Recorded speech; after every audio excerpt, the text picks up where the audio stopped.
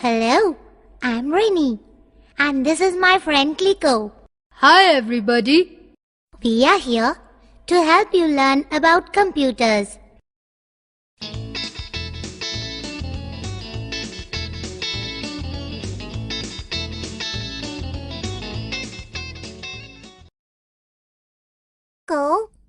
The computer has become such a basic necessity nowadays. I wonder what life would have been without computers. Yes, Rennie. It has become almost a basic necessity in our daily life. But there was a time when there was no computers. I know. It is a modern invention. Can you tell me how it all began? Well, it is a long story.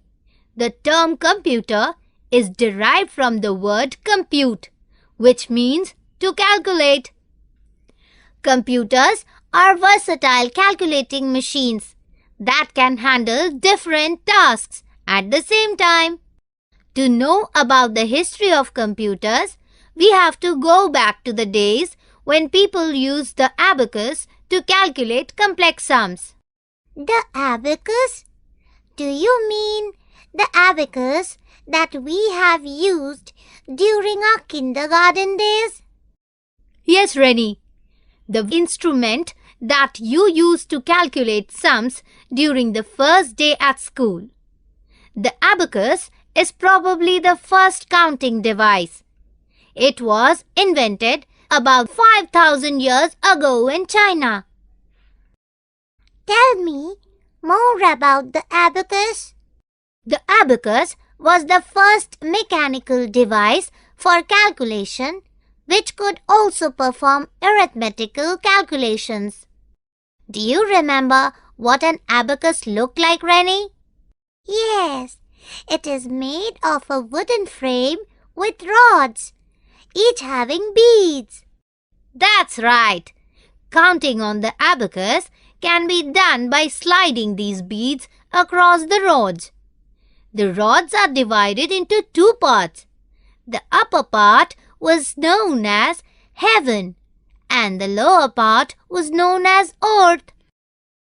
Let us now discuss about the Pascaline. The Pascaline? What is it, Kliko? The Pascaline is the first mechanical calculator in the world. Why is it called Pascaline? The Pascaline was invented by a French mathematician called Louis Pascal in 1642, and so it is named after him. How does it work? The device is made up of wheels and gears. It could handle decimal values by rotating a wheel from 1 to 9 steps. It is used for adding numbers quickly. The meters used in taxis nowadays are an example of Pascaline. Do you know who is called the father of the computer? No, Kliko. Charles Babbage is known as the father of the computer. Who was Charles Babbage? Charles Babbage was a British mathematician who designed the analytical engine in 1833. Charles Babbage is the person who introduced the idea of storing and reading the information before processing. All modern computers are based on this concept. The analytical engine? The analytical engine is an engine powered by a huge steam engine. It can handle a large amount of data and process them at high speed. Let us now discuss about the tabulating machine. The tabulating machine? Yes, in 1890, Herman Hollerith, an American statistician, invented a machine called the tabulating machine. What does that machine do? The tabulating machine is capable of reading data, processing it, and giving the desired output. It is based on IPO or input, processing and output cycle. This machine is capable of reading both numbers and letters. Let me now tell you about ENIAC and UNIVAC. What are these, Clicko? ENIAC stands for Electronic Numerical Integrator and Calculator. This machine was designed in 1946 by two American scientists called John W. Moseley and John Presper Eckert. How was the ENIAC different from the earlier machines? Unlike the earlier machine, the ENIAC used decimal digits instead of binary digits. The ENIAC was the first high-speed electronic digital computer or EDC. What about the UNIVAC? In 1951, Moseley and Eckert developed the UNIVAC-1. It stands for Universal Automatic Computer. The UNIVAC was the first commercial electronic computer.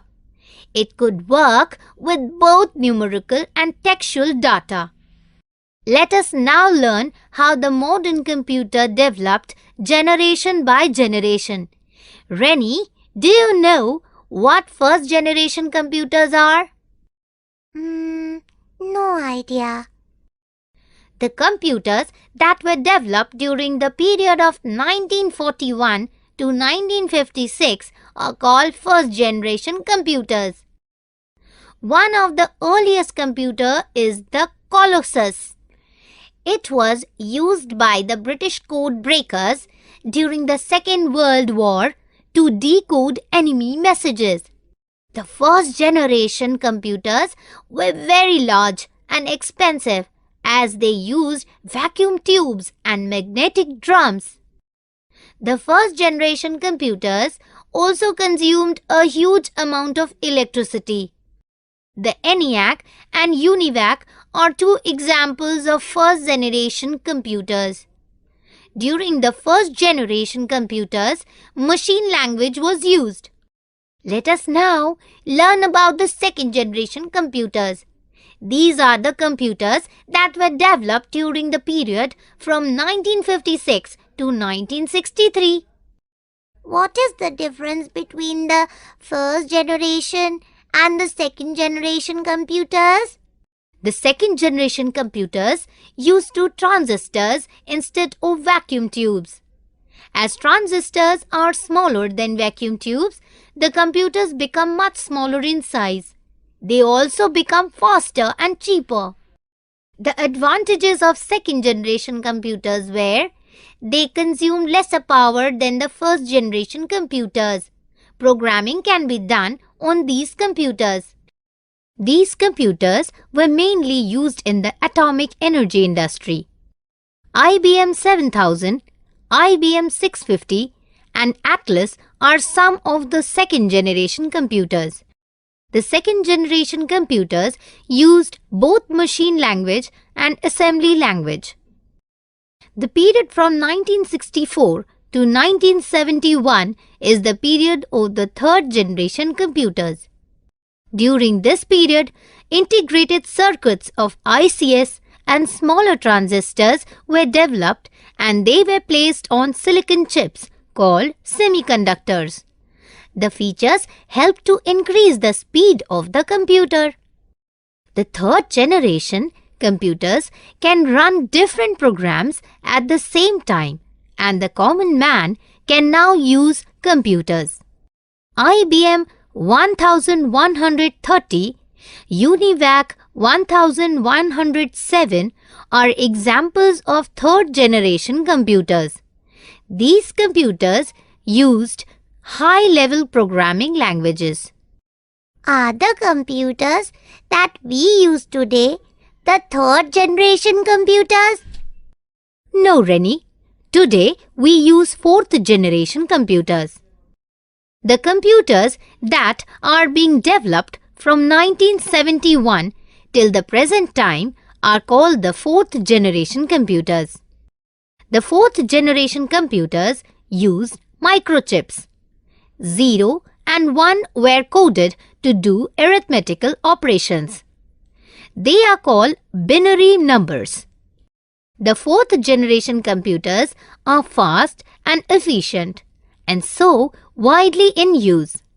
The computer on your table is a fourth generation computer. The mouse and joysticks were developed during the stage.